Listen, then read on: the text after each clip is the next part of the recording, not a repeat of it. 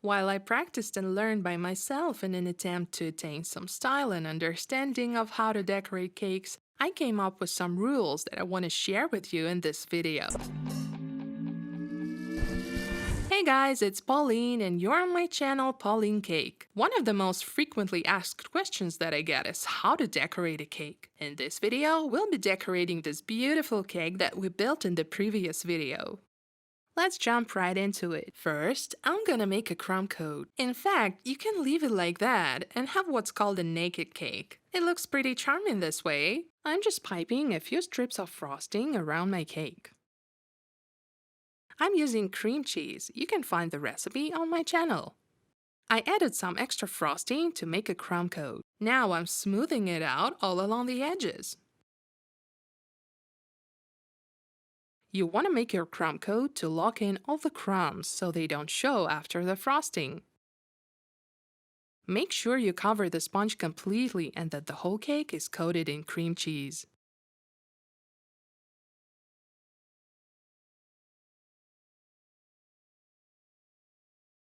And then I cover the top of my cake in the exact same way. We're all set with the crumb coat, and now we can frost our cake. I start piping all the way around, leaving no gaps.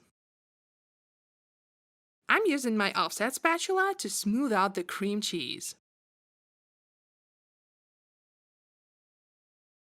I add a little extra frosting to fill in the gaps, and then work my spatula again.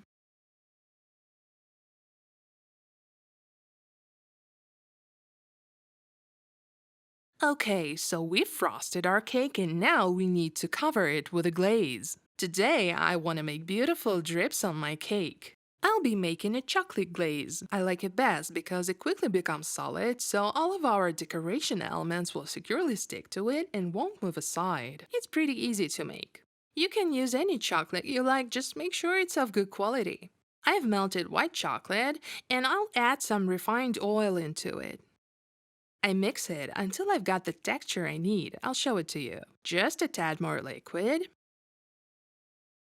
That's it, perfect. The chocolate slowly trickles down the spoon. You can also color this chocolate with oil-based food colors, but I'll leave mine as it is. Back to my cake. There are many ways to make drips. Sometimes I use a piping bag, but right now I'm gonna be using an offset spatula. You can also do it with a spoon. For starters, I pour the glaze close to the edges.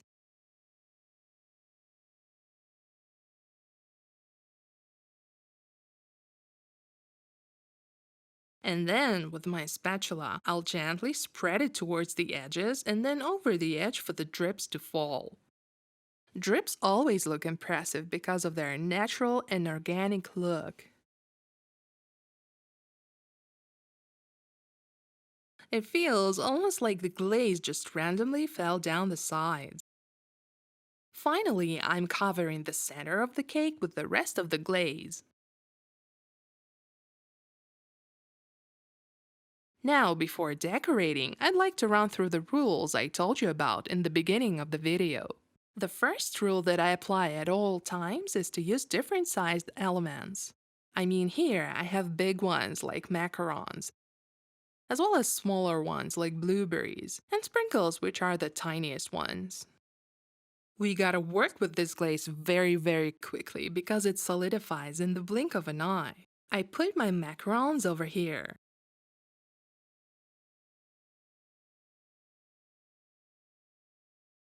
I set all of the decorating elements in one direction. If this part is clockwise, it means that wherever I place the macaron, it's always clockwise. So the decoration will look identical from every angle. The next rule. If my decoration isn't minimalistic and I use some berries, chocolates, macarons, and so on, I make either a heap or a ring out of these elements. Now I'm gonna make a ring. In this case, I don't put anything in the middle, not to make it look tacky. At maximum, I can place a candle in the center. It'll look elegant. But you don't want to have some central element in the ring. Next, I start with the bigger elements and gradually move to the smaller ones.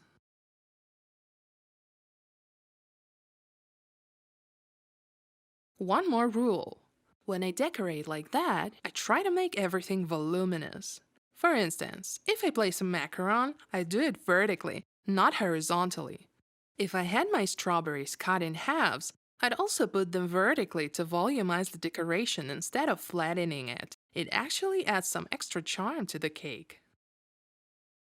I'm getting down to the smaller elements. Now I put blackberries and then raspberries. I try to spread the berries evenly so there's each of the berries everywhere around. When I need to put a raspberry on top of another berry, I dip it into the glaze that we used for the drips.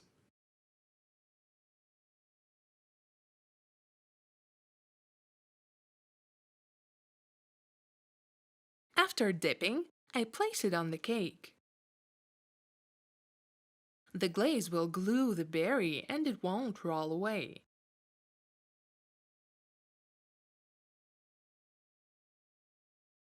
Now I fill the gaps with the blueberries, which gives the cake a nice finished look. My last decorating rule is to sprinkle the cake with some tiny elements like chopped nuts and meringue or sublimated raspberries. Right now, I'm using the latter. It's just dried berries, but they do put the finishing touch to the cake. I hope you like this video. Please subscribe and thumbs up. Bye!